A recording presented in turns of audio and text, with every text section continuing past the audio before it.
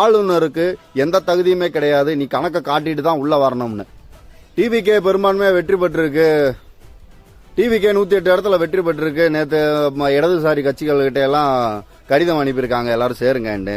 அப்படி இருக்கையில இவரோட வெற்றியும் விஜய் அவர்களையும் நாங்க எப்படி பாக்குறோம், இனிமே எப்படி நாங்க செயல்பட போறோம்னு இதை சொல்றதுக்காகத்தான் இந்த காணொலி.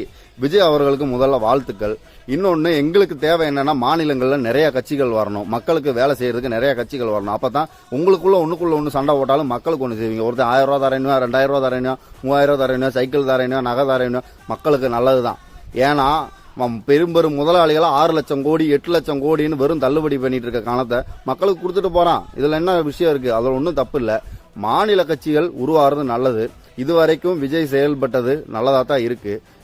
எலெக்ஷனுக்கு அப்புறம் ஜெயிச்சதுக்கு அப்புறம் நேத்து முக்கியமான பெரிய பிளஸ் பாயிண்ட் என்னன்னா, இடதுசாரிகளுக்கு மட்டுமே கடிதம் அனுப்பியிருக்காரு விஜய். அது ஒரு பெரிய விஷயம். ஏன்னா நான் நல்லவனாக பாக்குறேன், எப்படியாச்சும் நல்லது செய்ய பாக்குறேன்னா நல்லவர்களை பக்கத்துல அணுக வைக்கிறது ரொம்ப நல்ல விஷயம். அப்ப இருக்கையில கம்யூனிஸ்ட் கட்சியில 4 எம்எல்ஏக்களும் தோழர் திருமாவளவன் போல ஒரு ஆளை கையில வச்சுக்கிறதும் பக்கத்துல வச்சுக்கிறதும் அவரோட ஆட்சிக்கு நல்ல விஷயம்.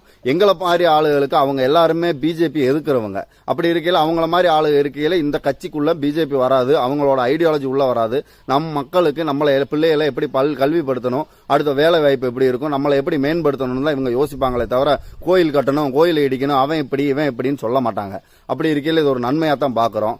இனிமே இந்த கட்சியை எப்படி நம்ம நடத்துறது, எப்படி இதாக்குறோம்னு மக்கள் தான் முடிவு எடுக்கணும்.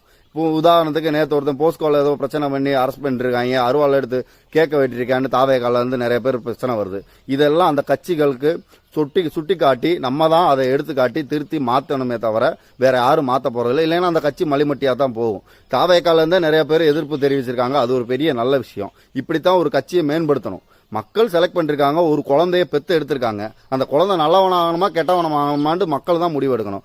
ஆளுநருக்கு எந்த தகுதியுமே கிடையாது, நீ கணக்கை காட்டிட்டு தான் உள்ள வரணும்னு. நீ பதவி எடுத்துக்கப்பா, அதுக்கப்புறம் 10-15 நாள் எடுத்துக்க, கணக்கை காட்டுன்னு சொல்லணுமே தவிர ஆளுநருக்கு எந்த தகுதியுமே கிடையாது. இதுக்கு முன்னாடி பாஜகவை உட்கார வச்சுட்டு 15 நாள் கழிச்சு நீ கணக்கு காட்டுன்னு மகாராஷ்டிரால சொல்லிருக்காங்க. அது மட்டும் எங்க இருந்து வந்துச்சு? அப்போ மக்கள் அரசியல் படணும், வெறும் ஓட்டு மட்டும் போட்டா பத்தாது. அரசியல் புரிஞ்சுக்கோங்க. இனிமே நிறைய சண்டைகள் நடக்கும், நிறைய போராட்டங்கள் நடக்கும். இது இந்த அரசு எப்படி எடுத்துக்கிறதுன்னு தெரியல. நல்ல போராட்டங்களை நல்ல விஷயமா அணுகிக்கிட்டு அதுக்கான தீர்வை கொடுத்துக்கிட்டாங்கன்னா இந்த நாடும் நல்லதுதான் நடக்கும். டிவிகாவோ திமுகவோ அதிமுகவோ எல்லாமே நமக்கு தேவை. இவங்க மக்களுக்காக வேலை செஞ்சாங்கன்னா அது நல்ல விஷயமா தான் இருக்கும். அதனால மீண்டும் தமிழக வெற்றி கழக தலைவர் விஜய் அவர்களுக்கு எங்கள் வாழ்த்துக்களை தெரிவித்துக் கொண்டு நன்றி.